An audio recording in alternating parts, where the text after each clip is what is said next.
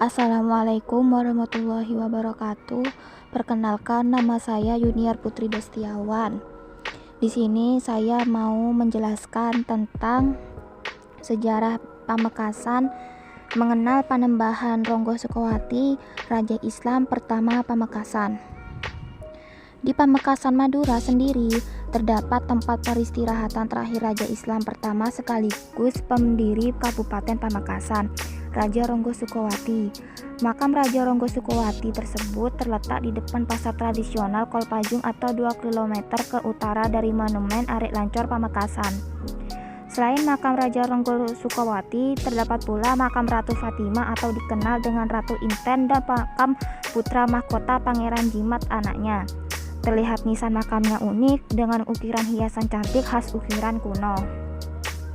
Makam Raja Ronggo Sukowati berada di komplek utama pemakaman yang terletak di Kelurahan Kolpajung Pamekasan tersebut.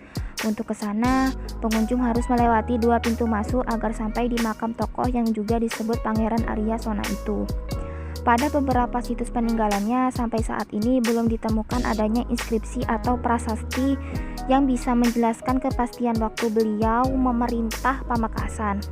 Para ahli hanya memperkirakan Ronggo Sukowati memerintah Pamekasan sekitar paruh kedua abad 16, ketika pengaruh Mataram mulai masuk Madura.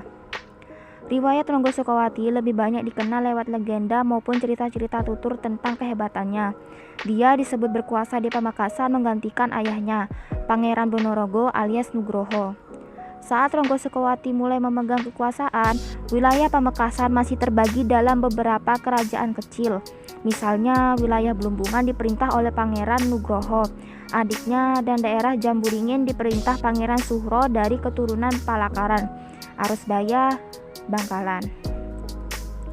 Menurut Yadi, juru kunci makam Ronggo Sukowati tentang kehebatan Raja Islam pertama Pamekasan itu diceritakan ketika Madura pernah diserang oleh orang-orang Bali yang berhasil menewaskan Pangeran Lor I dari Sumenep.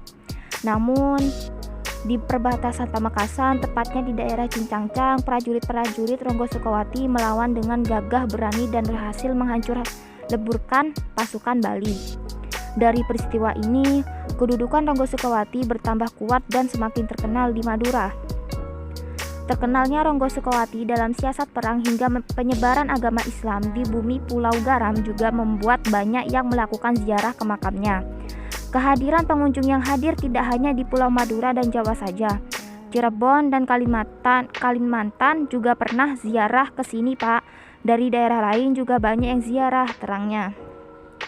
Menurut Yadi, kehadiran pengunjung yang paling banyak itu pada malam Jumat Kliwon. Pria 50 tahun itu menjelaskan tujuan ziarah pengunjung bermacam-macam. Ada yang ingin keberkahan, masalah rezeki, bahkan masalah politik. Setiap malam Jumat, tapi yang sering itu malam Jumat Kliwon. Yang saya tahu ada yang minta berkah, lancar usaha, bahkan calon kepala desa atau caleg juga banyak yang kesini, ungkapnya. Makam Ronggo Sukowati sejatinya banyak yang kurang mengenal tentang sejarahnya. Menurut Yadi, kehadiran pemerintah dalam mempromosikan situs bersejarah ini baru dalam 10 tahun terakhir, sehingga masyarakat Pamekasan sendiri kurang tahu betul tentang sejarah di kabupatennya. Justru yang paling banyak mempromosikan makam bersejarah ini ada pada orang-orang musafir yang hadir, pungkas Yadi. Sekian penjelasan dari saya. Kurang lebihnya mohon maaf. Wassalamualaikum warahmatullahi wabarakatuh.